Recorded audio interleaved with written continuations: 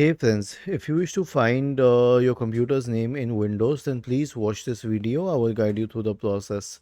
So the name of the computer is basically the MAC name of the computer, the MAC address.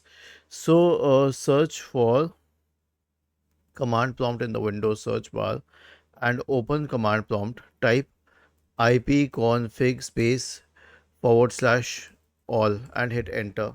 Now you'll find the information at the bottom here. This is the physical address of the computer and this is the name.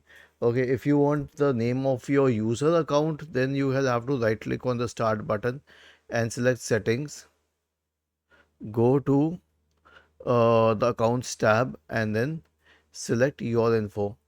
You'll find the name of the user account here. Was this helpful?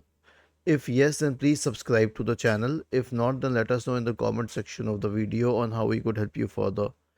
Thank you for watching this video and have a nice day.